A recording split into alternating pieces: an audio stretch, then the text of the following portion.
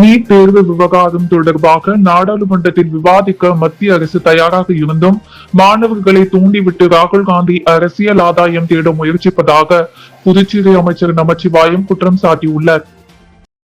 புதுச்சேரி பாஜக அலுவலகத்தில் செய்தியாளர்களை சந்தித்த அமைச்சர் நமச்சிவாயம், நீட் வினாத்தாள் கசிவு தொடர்பாக குற்றவாளிகள் தயாராக இருந்தாலும் அவர்கள் மீது கடுமையான நடவடிக்கை எடுக்கப்படும் என்றும், மாணவர்களின் எதிர்காலத்தை பாதுகாப்பதில் மத்திய அரசு உறுதியாக இருப்பதாக பிரதமர் மோடி நாடாளுமன்றத்தில் தெளிவுபடுத்தியுள்ளதாக தெரிவித்தார். நீட் தேர்வு விவகாரம் குறித்து நாடாளுமன்றத்தில் ஜனநாயக முறையில் விவாதிக்க மத்திய அரசு தயாராக உள்ள நிலையில் எதிர்கட்சி தலைவர் ராகுல் காந்தி மாணவர்களை போராட்டத்திற்கு தூண்டி அரசியல் ஆதாயம் தேட முயற்சிப்பதாகவும், போராட்டம் என்ற பெயரில் பொது சொத்துக்களுக்கு சேதம் விளைவிப்பது ஏற்க முடியாது என்றும் அவர் குற்றம் சாட்டினார். தேசிய ஜனநாயக கூட்டணி ஆட்சி பொறுப்பேற்ற பிறகு கல்வித்துறைக்கு ரூபாய் 3.9 லட்சம் கோடி நிதி ஒதுக்கப்பட்டுள்ளதாகவும், நாட்டின் வளர்ச்சிக்கு தடையாக இல்லாமல் காங்கிரஸ் கட்சி ஆரோக்கியமான அரசியலை முன்னெடுக்க வேண்டும் என்றும் நமச்சிவாயம் வலியுறுத்தினார். மேலும் பாஜக நடத்தும் போராட்டங்கள் அனைத்தும் சட்டத்திற்கு உட்பட்டவை என்றும், அவை தொடர்பாக வழக்குகள் பதிவு செய்யப்பட்டாலும் சட்ட ரீதியாக சந்திக்க தயாராக இருப்பதாக தெரிவித்தார். மாணவர்களுக்கு ஆதரவாக திரைப்பட இயக்குநர்கள் ரஞ்சித், வெற்றிமாறன் மற்றும் மாரி செல்வராஜ் அறிவித்துள்ள போராட்டம் குறித்த கேள்விக்கு பதிலளித்த அவர், பாஜக கொண்டு வரும் எந்த திட்டத்தையும் எதிர்ப்பதே சிலரின் நோக்கமாக உள்ளதாக விமர்சித்தார்.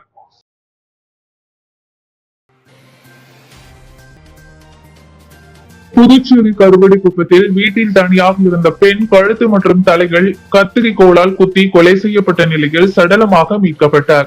அவர் அணிந்திருந்த நகைகள் மாயமானதால் நகைக்காக இந்த கொலை நடந்ததா என்ற கோணத்தில் லாசிப்பேட்டை போலீசார் விசாரணை நடத்தி வருகின்றனர்.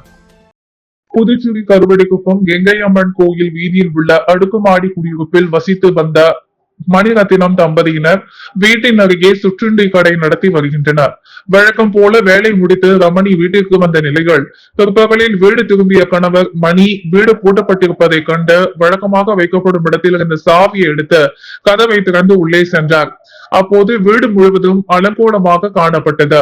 சமையல் அறையில் மனைவியை தேடிய பொழுது அருகில் இருந்த பகுதியில் ரமணி கழுத்து மற்றும் தலையில் கத்திரிக்கோளால் குத்தப்பட்ட நிலையில் உயிரிழந்து கிடந்தார். சம்பவ இடத்தில் ரத்த கரையுடன் கத்திரிக்கோளுடன் கிடந்தது. மேலும் ரமணி அணிந்திருந்த சுமார் 6 பவுன் நகைகள் மாயமாகி இருந்ததாக கூறப்படுகிறது. ஆனால் வீட்டில் இருந்த பீரோ உடைக்கப்படாமல் அதிலிருந்த மற்ற நகைகள் அப்படியே இருந்ததாக போலீசார் தெரிவித்தனர். இந்த சம்பவம் குறித்த தகவல் அறிந்த லாசிப்பேட்டை போலீசார் சம்பவ இடத்திற்கு சென்ற சடலத்தை கைப்பற்றி பிரேத பரிசோதனைக்காக அனுப்பி வைத்தனர். கொலைக்கான காரணம் நகைக்காக நடந்த சம்பவமா அல்லது வேறு ஏதேனும் பின்னணி உள்ளதா என்பது குறித்து பல்வேறு கோணங்களில் தீவிர விசாரணை மேற்கொண்டு வருகின்றன. மத்திய அரசின் மை பாரத் திட்டத்தின் கீழ் புதுச்சேரி பல்வேறு கல்லூரிகளை சேர்ந்த தன்னார்வ மாணவர்களுடன் துணைநிலை ஆளுநர் கைலாசநாதர் ஜிப்மர் மருத்துவமனையில் கலந்துரையாடினார். பின்னர் மருத்துவமனையின் நவீன சிகிச்சை வசதிகளையும் மாணவர்களுடன் பார்வையிட்டார்.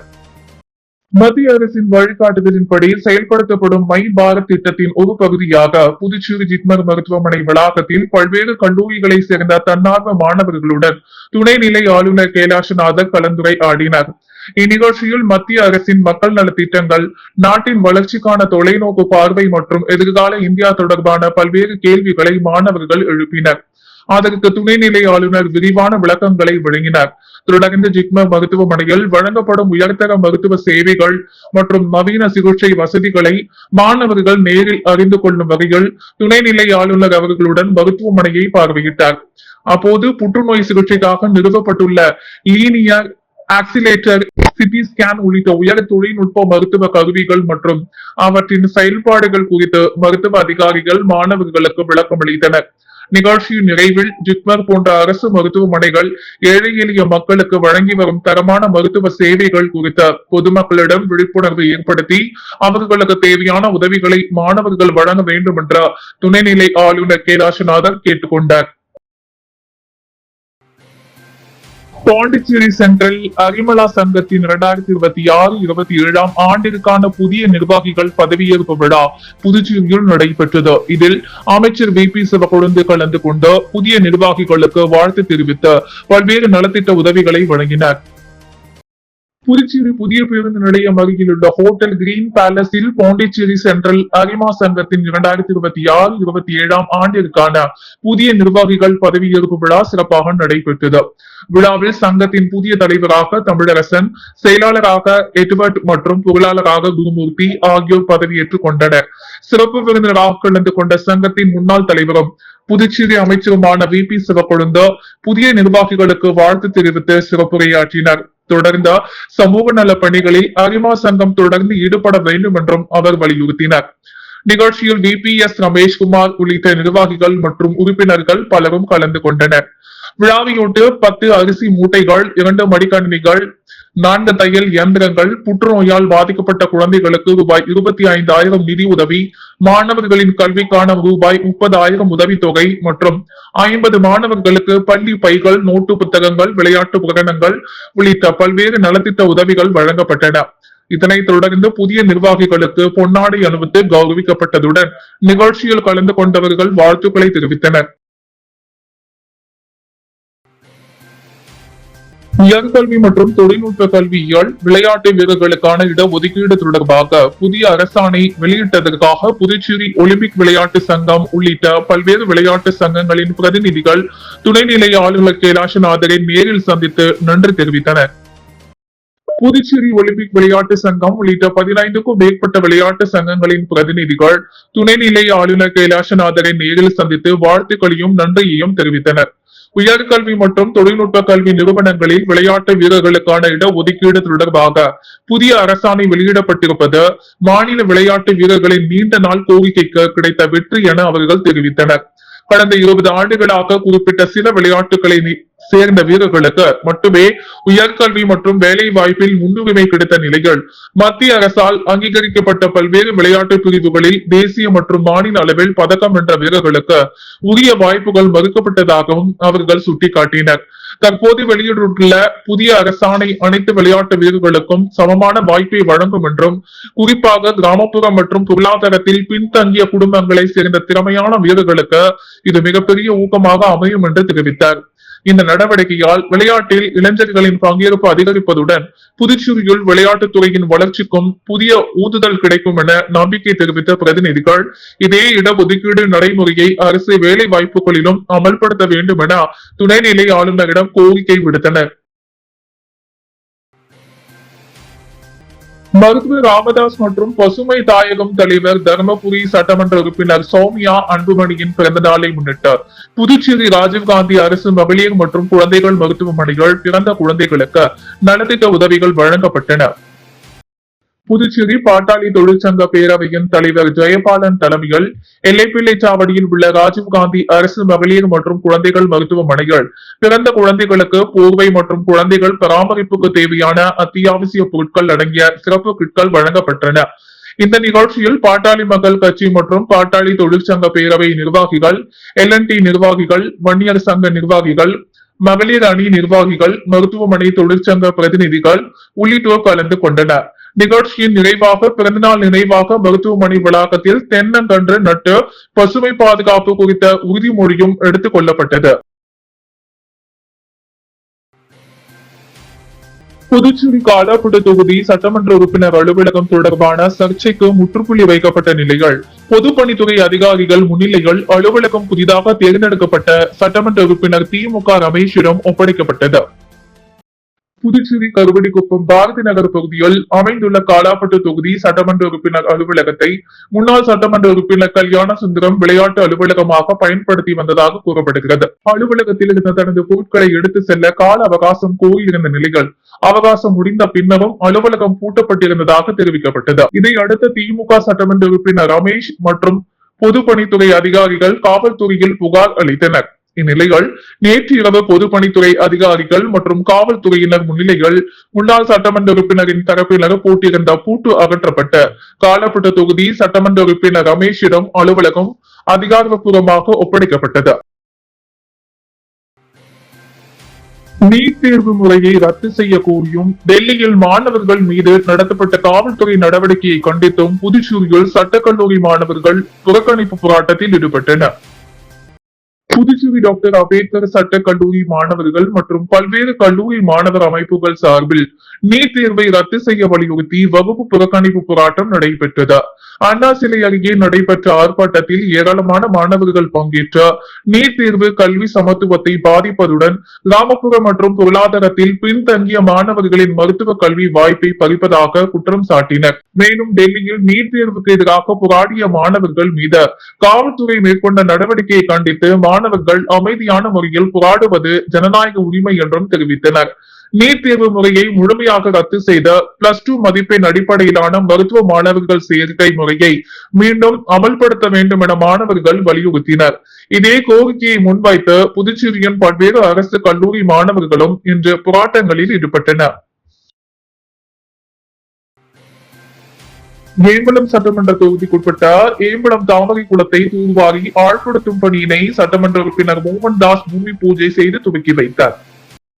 புதுவை மாநிலம் ஏம்பலம் சட்டமன்ற தொகுதிக்குட்பட்ட ஏம்பலம் கிராம பஞ்சாயத்தில் விக்சித் பாரத் ரோஜ்கர் மற்றும் ஜீவிதா மிஷன் திட்டத்தின் மூலம் ரூபாய் 8,15,000 மதிப்பில் இப்பகுதியில் உள்ள தாமரை குளத்தை தூர்வாரி ஆழ்படுத்தும் பணியினை ஏம்பலம் சட்டமன்ற உறுப்பினர் மோகன்தாஸ் பூமி பூஜை செய்து முதல்கட்ட பணியினை துவக்கி வைத்தார்.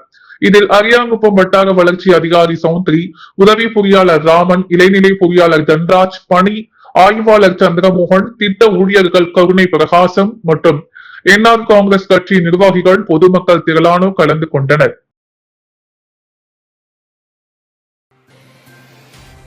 அபிஷேகப்பாக்கம் ஏரியில் அரசு நிர்ணயித்த அளவை விட கூடுதல் ஆழத்தில் மண் தோண்டப்படுவதாக குற்றம் சாட்டி பொதுமக்கள் தூர்வாரும் பணியை தடுத்து நிறுத்தினர். புதுச்சேரி மாநிலத்தின் முக்கிய நீர்நிலைகளில் ஒன்றான அபிஷேகப்பாக்கம் ஏரியில் நீர்த்தேக்க திறனை அதிகரிக்கும் நோக்கில் பொதுப்பணித்துறை சார்பில் தூர்வாரும் பணி நடைபெற்று வருகிறது. இந்த நிலையில் ஏரியின் தெற்கு பகுதியில் அரசு அனுமதித்த அளவை விட அதிக ஆழத்தில் வண்டல் மண் எடுக்கப்படுவதாக கிராம பஞ்சாயத்தினரும் பொதுமக்களும் புகார் தெரிவித்தனர். இதனால் அந்த பகுதியில் பணிகள் ஏற்கனவே நிறுத்தப்பட்டிருந்தன. இந்நிலையில் இன்று மீண்டும் பொக்லைன் இயந்திரங்கள் மற்றும் லாரிகள் மூலம் மண் எடுக்கும் பணி தோண்டப்படுவதாக தகவல் அறிந்த அப்பகுதி மக்கள் சம்பவ இடத்திற்கு சென்று கடும் எதிர்ப்பு தெரிவித்தனர். இதையடுத்து பணிக்கான வந்த JCB இயந்திரங்களும் லாரிகளும் அங்கிருந்து திரும்பிச் சென்றன. இந்த சம்பவத்தால் அபிஷேகப்பாக்கம் ஏரி பகுதியில் சிறிது நேரம் பரபரப்பு ஏற்பட்டது.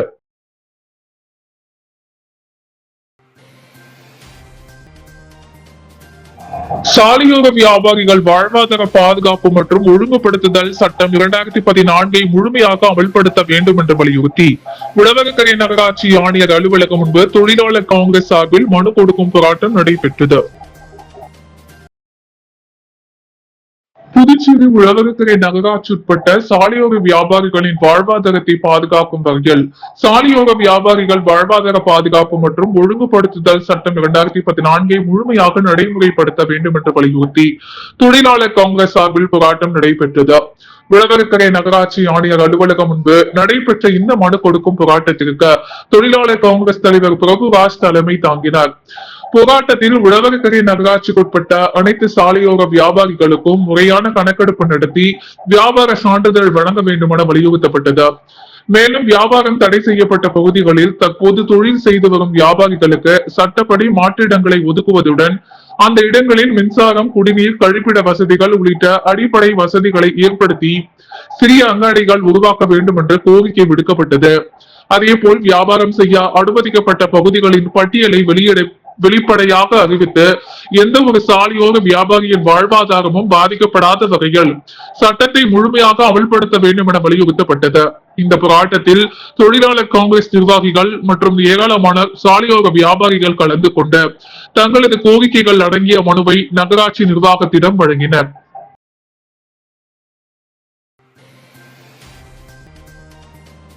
புதுச்சேரியில் மாநில தகவல் ஆணையத்தை உடனடியாக அமைக்கவும் உள்ளாட்சி தேர்தலை விரைந்து நடத்தவும் வலியுறுத்தி 10 ரூபாய் சட்ட இயக்கம் சார்பில் அண்ணா சிலையிலிருந்து சட்டப்பேரவை வரை கண்டன ஊர்வலமும் ஆர்ப்பாட்டமும் நடைபெற்றது. அரசு துறைகளில் ஊழல் மற்றும் நிர்வாக சீர்கேடுகள் அதிகரித்துள்ளதாக இயக்கத்தினர் குற்றம் சாட்டினர். புதுச்சேரியில் வெளிப்படையான நிர்வாகம் இல்லை என்றும் அரசு துறைகளில் பல்வேறு முறைகேடுகள் நடைபெற்று வருவதாகவும் குற்றம் சாட்டி 10 ரூபாய் சட்ட இயக்கத்தின் நிறுவனரும் சமூக சேவகருமான ரகு என்ற ரகுநாதன் தலைமையில் அண்ணா சிலையில் இருந்து சட்டப்பேரவை வரை கண்டன ஊர்வலம் நடைபெற்றது. தொடர்ந்து நடைபெற்ற ஆர்ப்பாட்டத்தில் ஏழை மக்களின் சொத்துக்கள் அபகரிக்கப்படுவதாகவும் வரி என்ற பெயரில் பொதுமக்கள் சுமைக்கு உள்ளாக்கப்படுவதாகவும் பத்திரப்பதிவு அலுவலகங்களில் போலி ஆவணங்கள் தயாரிக்கப்படுவதாகவும் அரசு மருத்துவமனைகளில் தரமற்ற மருந்துகள் வழங்கப்படுவதாகவும் குற்றச்சாட்டுகள் முன்வைக்கப்பட்டன.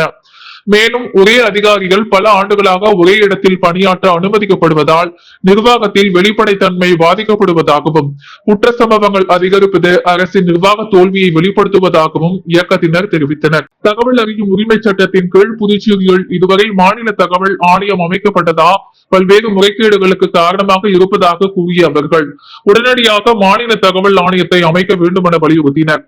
அதேபோல் உள்ளாட்சி தேர்தலை விரைந்து நடத்தினால் மட்டுமே மத்திய அரசின் நிதிகளை முழுமையாக பெற்று மக்கள் நலத்திட்டங்களை சிறப்பாக செயல்படுத்த முடியும் என்றும் தெரிவித்தனர். கோரிக்கைகள் நிறைவேற்றப்படாவிட்டால் முதலமைச்சர், துணைநிலை ஆளுநர் மற்றும் தலைமை செயலாளரிடம் மனு அளித்ததை தொடர்ந்து நீதிமன்றத்தை அணுகி சட்ட ரீதியான நடவடிக்கை மேற்கொள்ளப்படும் எனவும் 10 ரூபாய் சட்ட இயக்கம் எச்சரித்துள்ளது. புதுச்சேரி வினோபா நகர் அருள்மிகு ஸ்ரீ முத்துமாரியம்மன் திருக்கோவிலில் ஆடி திருவிழாவை முன்னிட்டு 108 திருவிளக்கு பூஜை நடைபெற்றது. புதுச்சேரி உழவர்கரை நகராட்சி தட்டாஞ்சாவடி தொகுதிக்குட்பட்ட வினோபா நகர் அருள்மிகு ஸ்ரீ முத்துமாரியம்மன் திருக்கோவிலில் ஆடி திருவிழா நடைபெற்று வருகிறது. கடந்த புதன்கிழமை கணபதி ஹோமம் மற்றும் அம்மனுக்கு அபிஷேகம் நடைபெற்று கொடியேற்றுதல், காப்பு கட்டுதல் நடைபெற்றது. தொடர்ந்து அம்மனுக்கு ஊரணி பொங்கல் வைத்து நேற்று அம்மனுக்கு சிறப்பு அபிஷேகம் நடைபெற்றது. தொடர்ந்து அன்னதான நிகழ்ச்சி நடைபெற்றது. இரவில் 108 திருவிளக்கு பூஜை நடைபெற்றது. அம்மனுக்கு சிறப்பு பூஜைகள் செய்யப்பட்டு மகா தீபாரதனை காண்பிக்கப்பட்டது. இதில் திரளான பக்தர்கள் பலர் கலந்து கொண்டு சுவாமியை வழிபட்டனர். முதலமைச்சர் ரங்கசாமி தலைமையில் நடைபெற்ற விழாவில் முன்னாள் சட்டமன்ற உறுப்பினர் அசோக் ஆனந்த் முன்னிலை வகித்தார். மேலும் இந்த நிகழ்ச்சியில் கோவில் நிர்வாக அதிகாரிகள் வசந்தகுமார் மற்றும் நிர்வாக குழுவை சேர்ந்த நாகமணி, கிஷோர் குமார், சுப்பராயன், சுமித்ரா, செந்தில், பிரகாஷ், மதுரை உள்ளிட்ட நிர்வாகிகள் மற்றும் விழா குழுவினர்கள், ஊர் பொதுமக்கள் மற்றும் இளைஞர்கள் திரளாக கலந்து கொண்டனர்.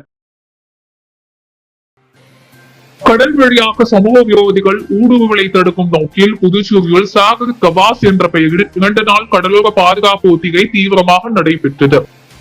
கடலோர பகுதிகளில் பாதுகாப்பை பலப்படுத்தும் வகைகள் கடலோர காவல்படை மற்றும் காவல்துறையினர் இணைந்து 2 நாள் சாகர் கவாஸ் பாதுகாப்பு ஒத்திகை நடத்தினர்.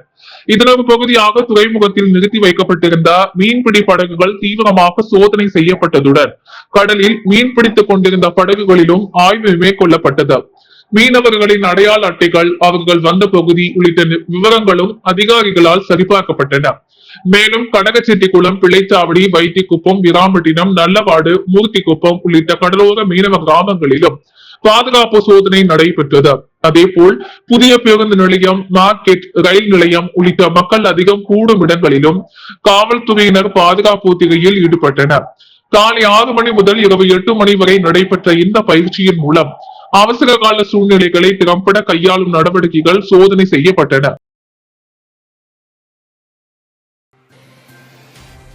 புதுச்சேரியில் புதிதாக உருவாக்கப்பட்டுள்ள rotary club of Pondicherry championship அமைப்பின் சாசனம் வழங்கும் விழா, நிர்வாகிகள் பதவியேற்பு விழா கோலாகலமாக நடைபெற்றது. இதில் புதிய கிளப்பின் தலைவராக ரோட்டரியன் ஜாபிர் சுலைமான் பதவியேற்றுக் கொண்டார். ரோட்டரி இன்டர்நேஷனல் மாவட்டம் 2981 கீழ் 2026-27 ஆண்டின் முதல் புதிய கிளப்பாக உருவாக்கப்பட்டுள்ள rotary club of Pondicherry championship அமைப்பின் சாசனம் வழங்கும் விழா புதுச்சேரி செண்பகா ஹோட்டலில் மற்றும் கன்வென்ஷன் சென்டரில் நடைபெற்றது. மாவட்ட ஆளுநர் ரோட்டரியன் வைத்தியநாதன் புதிய கிளப்பிற்காக சாசனத்தை வழங்கி முதல் தலைவராக தேர்வு செய்யப்பட்ட ரோட்டரியன் ஜாபிர் சுலைமானுக்கு பதவி பிரமாணம் செய்து வைத்தார்.